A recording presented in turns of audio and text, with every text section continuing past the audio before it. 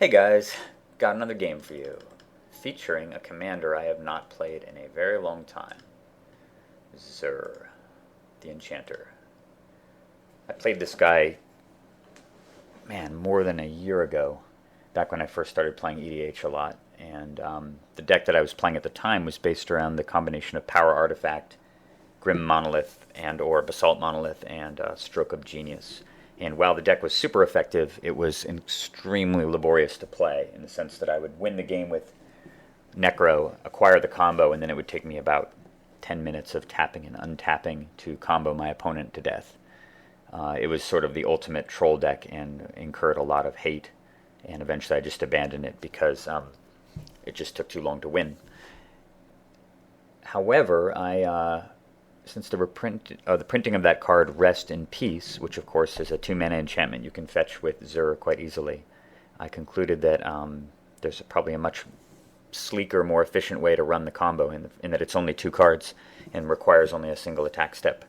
The Helm of Obedience, when you activate the Helm of Obedience targeting your opponent and you mill at least 1 card, they repeat the process until they hit a creature, but because of Rest in Peace, which Zur fetched, the cards just get exiled instead. So they never hit a creature and they exile their entire deck from the game and immediately lose. So it's it's quite a bit more powerful and compact version of the combo, and pretty devastating. So I decided to go and build an updated version of this with some of the cards that have been released in the last year plus, and to see how it goes, especially because everybody is so bullish on Narset right now. And I'm of the opinion that Zur is basically Narset, but 2 mana cheaper and in better colors.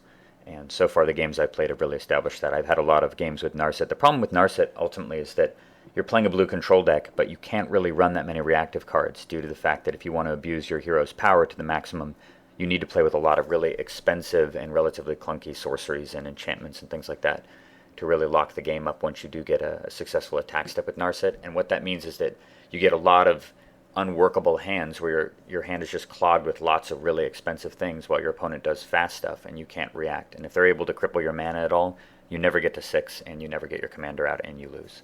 And that's actually happened in a couple of games recently, which led me to abandon Narset and declare that it is definitely a tier 2 deck in my opinion.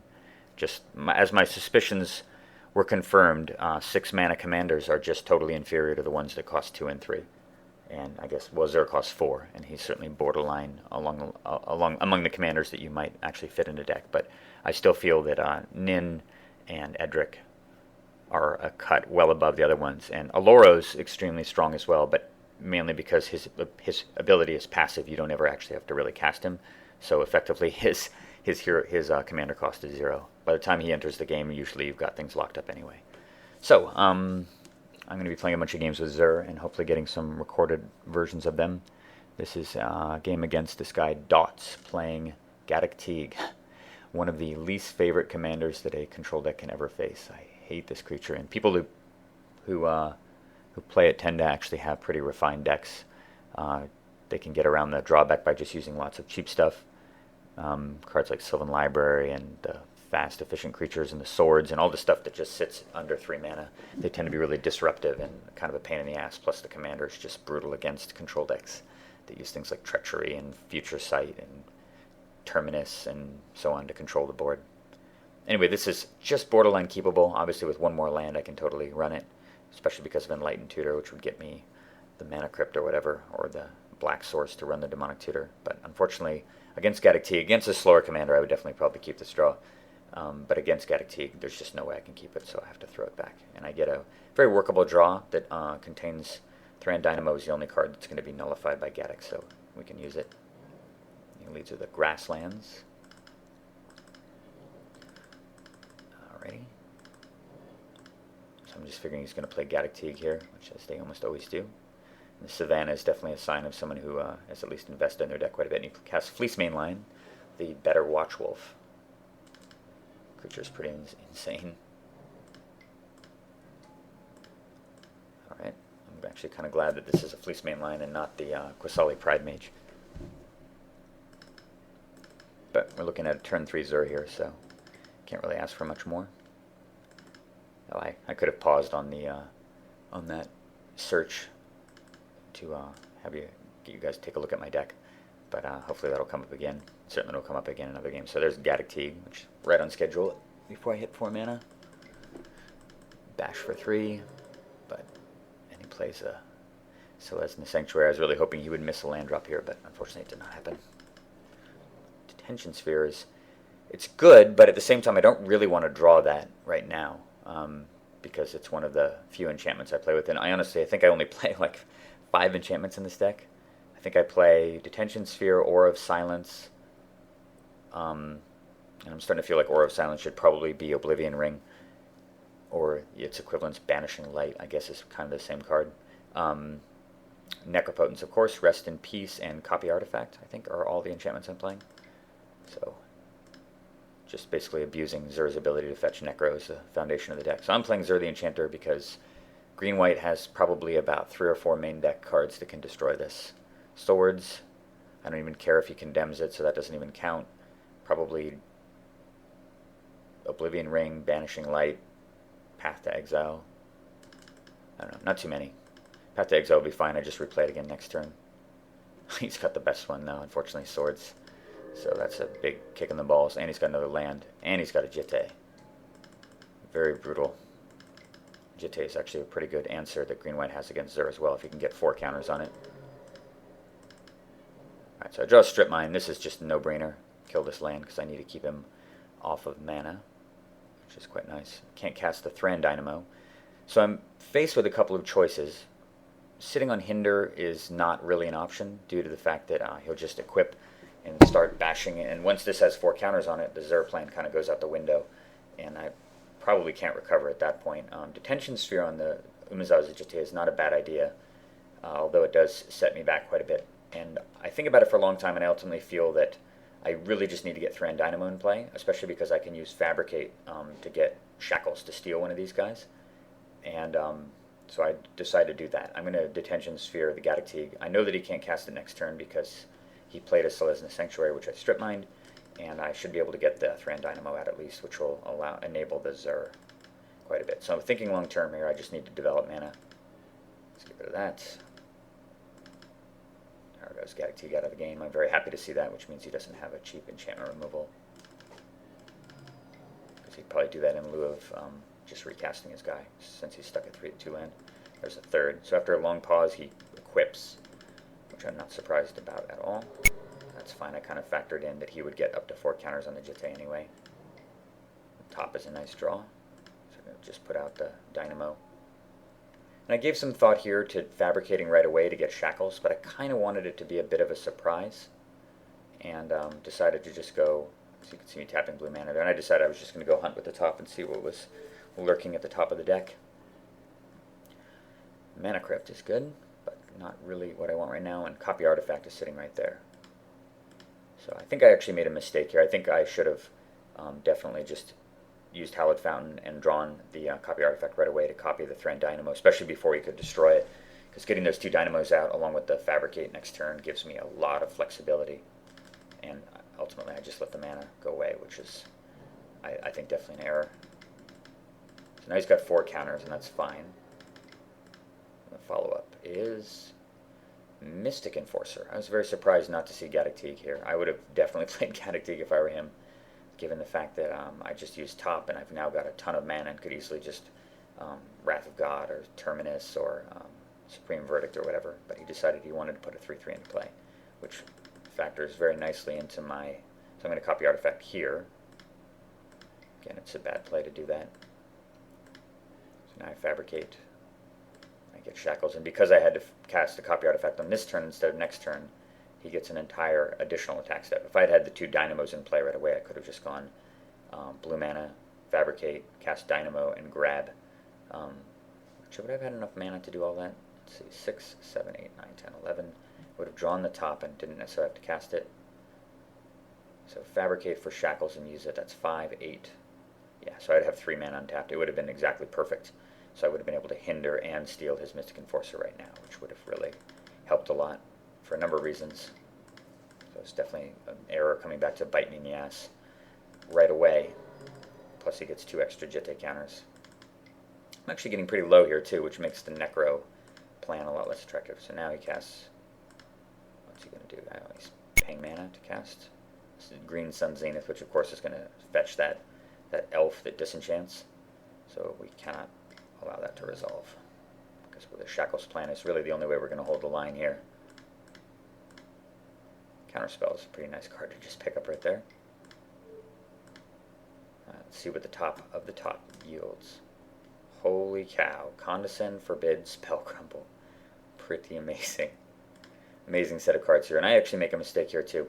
I should have just recognized right away that with him stuck at 4 mana and Zur only costing 6 right now, that's 6 plus an additional 5. I have 11. So I could play Zur for 6 and have Condescend. I was thinking, right, if I play Zur, I only have 1 blue available.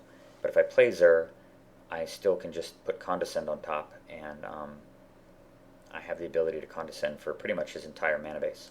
So he would, I would be able to stop the next play. So not smart, probably, to do that. Getting Zur out right now would be great, because it would just force him to eat all of his counters up. But I'm just going to steal this thing right now. Okay, so he casts Sword of Light and Shadow. Keep in mind, this has 6 counters on it.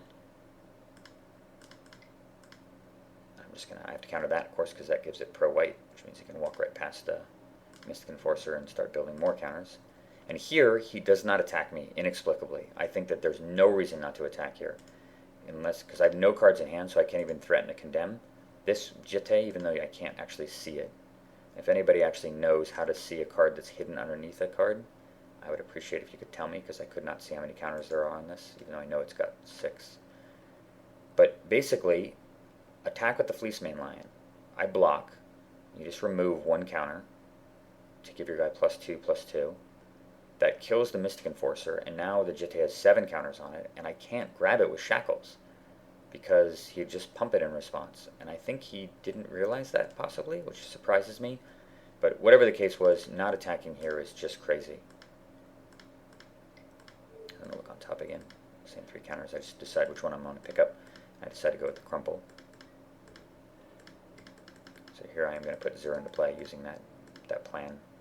So right there I've got a blue and 4 other mana untapped, so I can Condescend. Eternal Witness. So we're definitely going to Condescend that. Just look at the top here real quick, because I need to decide what I'm going to scry away. And there's a land on top, which I, in retrospect, probably should have kept, because if I need to recast Zur again, I need a total of 5 blue sources out, so I can pay the funky casting cost on him and keep 2 blue up available for Spell Crumple and Forbid. But I decided not to do that. So I draw the Condescend and pay. And obviously I want the top. And I put the Mana Confluence on the bottom, which is not smart. Little tiny mistakes here and there, you know, they can really add up and put you in a much less comfortable spot. I mean, I feel like I played this game pretty well, but overall, a couple of little tiny errors I think have changed it quite a bit, but none of those are equal to my opponent just not attacking when he should have. And now it's too late, because I just hit Threshold and the Mystic Enforcer is a 6/6. Gaddock Teague, I'm sorry, the Umezawa's Jitte just lost 4 counters and removed Zur, and he could still attack here, I suppose, which would allow his guy to become a 7/7, kill my guy, and he could still have extra counters to pump in response to me snagging it. So he still has a chance, and he doesn't take it. So I'm going to play the top. I already know what's on top pretty much. I'm going to look anyway. Oh, hello. Tezzeret the Seeker. Well, then, I can easily put that out. And I'm going to, of course, use my Talisman here for the blue. I think about that for a second, and I realize it's better to use the Talisman anyway, since I can untap it. And the reason I'm doing this, of course, is because I have such a fragile position right here. I could tap down to 2 blue mana and not take a damage by just not using the Talisman to summon Tezzeret. But if he draws a Wasteland or a Strip Mine, and he probably has both of them in his deck, if he draws a Wasteland or Strip Mine, kills one of my blue sources when I only have 2 untapped, and casts something devastating that would kill the Shackles, I could still easily lose the game. So I cannot risk it. It's definitely worth paying a life just for that insurance, which is why I used the Talisman. Tarmogoyf. I thought long and hard about whether or not this was relevant, and ultimately decided that I did not want more creatures on the board to complicate the situation. Especially knowing that I have Forbid on top is really handy as well, so I'm just going to hinder that. 2 mana, and I'm thinking, fuck, don't be a disenchant or something. Luminarch Ascension. Normally a card that a control deck hates to see, but in this case I don't care at all, because the game's going to be over before then, hopefully. No attack step again. Right, there's the top. Let's see what's up there. Okay, so it's same cards. Put the Forbid up there. I just rearrange the mana. I have to do the Talisman trick again here. Put up Zur, untap. He has missed his window of opportunity. Jete only has 2 counters on it. So he thinks for a while and he plays Skull Clamp. And I suppose I could forbid this, but I think about the ramifications of it. Right now this has 2 counters on it. So if he Skull Clamps, he can make this thing 4/2. He attacks with it, obviously, sending it to Tezzeret. And I will block with Mystic Enforcer. So he could remove an Umezawa's Jete counter to make the Lion kill the Enforcer, but that would mean that Jete only has 3 counters on it, which is not enough to stop Zur. So he pretty much, and with that in mind, knowing the fact that he can't afford to allow his Fleecemane Lion to kill my Mystic Enforcer, I decide to just let it go. I'm just going to hold the board, or hold the counterspell to keep the situation under control. One more turn. Sure enough, he can't pump. So he gets his 4 counters and draws 2. Now he's killing Zur, which is totally fine, given the fact that I have so much mana available. I mean, Tezzeret makes 12, right? So I can just recast it again next turn, and it only costs 10. So at end of turn, I look, there's that Forbid still, and I think he recognizes the fact that he's let this game slip away, and scoops it up. To his credit, he got a little unlucky and never got to 5 land, which would have allowed him to make the Lion bigger. And a 4/4 Lion would have been a bigger deal against a Mystic Enforcer. But ultimately, I think he just lost the game because he was not aggressive with the Lion. He could have definitely kept attacking with it, and as long as he didn't summon anything else for me to steal, I would have had no defense against the Lion and would have died to it pretty quickly, because I just drew all counterspells, but he kind of fell right into my hands by not doing that. And of course, if Zur gets 1 attack with Tezzeret in play, then I just get Rest in Peace. Tezzeret gets the Helm, and the game is over. So there you have it. Nice game with Zur. A lot of cool decisions to make, more than you normally actually make, which is kind of a funny situation. Often you're just casting Zur on turn 3, and turn 4 you're putting out Necropotence and drawing 25, and then winning on the next turn.